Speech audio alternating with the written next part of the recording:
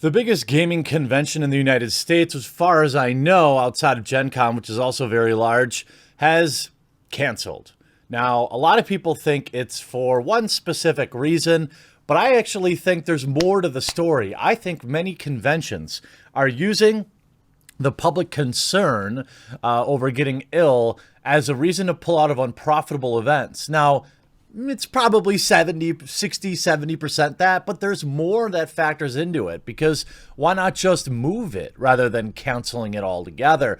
And why did a cam girl know about it a week ago and post about it publicly, and we just found out today? Well, we've got a lot to talk about in this video. So interestingly, let's start at the top. Official E3 after another major E3 data leak, and a gaming luminary says bye to the expo. That's right. There's so much going on here that we need to talk about it. Update. E3 2020 officially has been canceled. The ESA, which is responsible for putting on the annual convention, shared the news today following several reports, including GameSpot's, that such an announcement was imminent. In fact, even your boy Jeremy tweeted about it last night.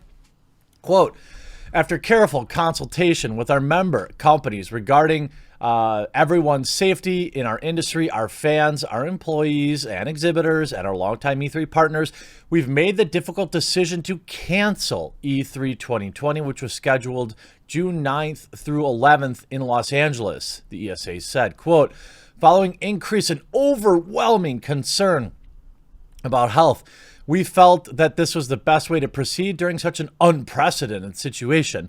We are very disappointed we were unable to hold this event for our fans and supporters, but we think it's the right decision based on information we have today. The ESA went on to say that it would be in touch with both exhibitors and attendees regarding, quote, full refunds. Additionally, it says they are exploring options with our members to coordinate an online experience to showcase industry announcements and news in June 2020. No further details have been shared on that front as of yet, but it did also confirm that plans for E3 2021 will move ahead as a reimagined event that brings fans, media, and industry together in a showcase that celebrates the global video game industry. They're going digital. My prediction is that they were always considering doing this, and now they're going to use this year's concerns to push it ahead. Now, this is just a prediction. This is just a prediction, but hear me out. Major developers have already pulled out, including Sony. Attendance. If we look at the attendance for E3, it was strong, but it has clearly leveled off. We can look at it had grown year after year after year. Way back, we can go to 1995. It had 50,000, which was their debut show, and it hit 70,000. Current highest E3 attendance record in 2005, 10 years later. But then after that, dropped to 60,000, dropped to 40,000, 45,000, 46, and it started climbing back up, 47, 48, 52, 50. But then let's just look at these last 3 years, okay? Essentially now, there is, there is attendance limits, right? You can't, it couldn't have expanded infinitely. But let's look at what they did. So they went from 50,000 in 2016, and EA dropped out, hosting their own event, all right? 50,000 people. Then in 2017, they hit 68,400. But if you look, it was the very first show that was ever open to the public, and there was 15,000 public passes sold.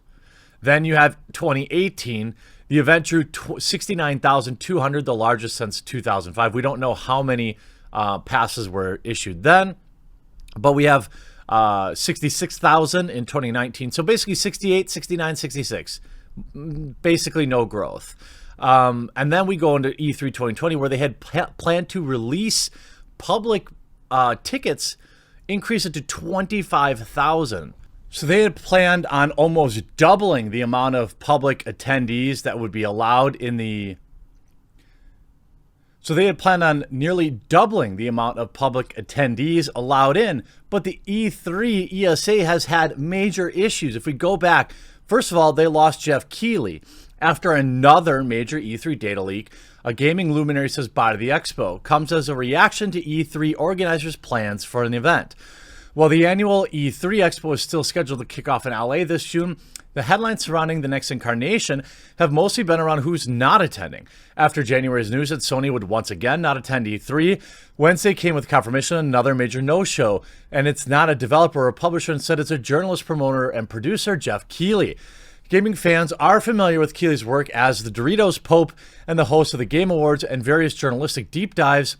His Final Hour series will emerge later this year with a look at Valve's Half-Life Alyx. Some of the changes this year, including, according to a Wednesday statement posted on Keighley, not attending. After acknowledging his 25 years of E3 attendance, Keighley confirmed that he will not be participating in E3 this year and that he had declined to serve as a producer of any E3 Coliseum-style events. Interesting, right? Interesting. Keighley clearly knows that the online production is the future. I mean, why would you have these conventions which puts 100,000 people at an enormous cost when you could put together a digital production which you could sell more effective advertising space and have enormous amounts of profit compared to E3, which probably is profitable, but nowhere near as profitable as it would be if it were digital and there were 200,000, 300,000, 400,000 people watching it rather than the 25,000 customers who buy passes. And there's a reason that Keighley made a public statement, I'm thinking all of this goes together. Why wouldn't he just not show? Why is he making a public statement? He says, for the past 25 years, I've attended every E3 Expo, covering, hosting, and sharing. I've debated what to say about E3 2020. While I want to support the developers who showcase their work, I also need to be open and honest with you, the fans, about precisely what to expect from me. I've made the difficult decision to decline to produce E3 Coliseum, or Coliseum? I think it's Coliseum. For the first time in 25 years, I will not be participating in E3. I look forward to supporting the industry in other ways. There's a reason that he makes that statement. In an email to Ars Technica, Keighley pointed to a blog written by Electronic Software Association representatives at the end of January as a point of contention. The post describes plans to reinvigorate the show and, frankly, quote, shake things up with surprise guests, amazing stage experiences, access to insiders, experiential zones that delight the sense. Keighley didn't clarify which part of this blog post led him to step away from E3 production duties. In a separate interview with GameIndustry.biz, Keighley pointed out that to an E3 website leak, no one in the last year that revealed not the one that revealed attending journalists' personal information, if you remember that, but rather an unprotected data dump from Wednesday morning that included a list of apparent vendors and game makers who will be part of E3 2020. Meanwhile, Keighley tells Ars Technica that his work in the Games Critic Awards will continue mostly unchanged, at least from his end. He is saying E3 has no involvement in the Game Critics Awards. They never have. I think he might be concerned. Maybe he's mad that E3 is trying to hoard in on his production. I'm not sure. I mean, what BlizzCon does is probably the best. Although, if you're a Blizzard customer, in my opinion, you shouldn't have to pay to watch anything at BlizzCon, since we're already paying $15 a month. But having a smaller personal attended event as well as a digital allows the event to continue no matter what.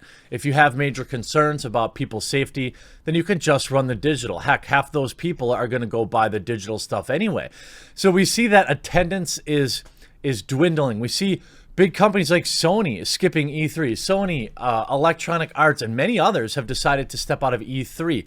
Then we see this person, hot girl, E3 is canceled. I found out from a guy who pays me for private cam sessions. They're always safe. She put that out March 5th, a week ago. E3 cancellation leaked by Insider Daddy. I get all my news from cam and professionals. Isn't that funny? So E3, just another major issue with data protection. And on top of that, if they knew a week ago that it was over, why are they just announcing it now? I don't understand why people are holding on to this for so long. You have the original story kind of breaking last night. And look, here's what I think about it. I don't care. I think that as somebody who's done the big convention thing for years at Gen Con and Magic the Gathering Pro Tour or Grand Prix, I could live without the con crud. I like the idea of just blocking out the whole day, putting it on the big screen, watching only what I want to watch, not having to eat $9 hot dogs and drink $7 bottles of water and end up getting sick. Yeah, there's really very little substitute for that camaraderie that you get at a convention, especially something like Gen Con, where you can meet entirely new play groups and find people that are playing your game. But the internet has largely replaced that. And nowadays, a lot of people like myself, last year during BlizzCon and during the Game Awards, I live tweeted it, but I'll probably stream it this year.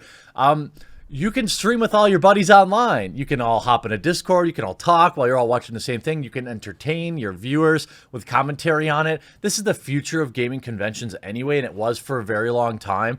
I think that it's entirely likely that E3 knew that next year they were going digital, and they just pulled the plug early because they had an excuse. And now they have a very low expectation on the production that they'll put out this summer. So what they could do is essentially, with all the problems, everyone's expectations will be low, right? Because we already think it's going to be canceled. So now if you throw this online thing out at us, right, people aren't going to be as hard on it as they would maybe if you told us, hey, 2020 is the last year we're going to do this physical, and 2021 it's going to be digital. Then everyone would have really high expectations, especially since the video game awards do a pretty good job, albeit on a much smaller scale. So will E3 ever come back as a physical convention? I don't know. And I don't know if they even should. I'll be interested to hear your comments in the comment section down below, and we'll talk to you again real soon.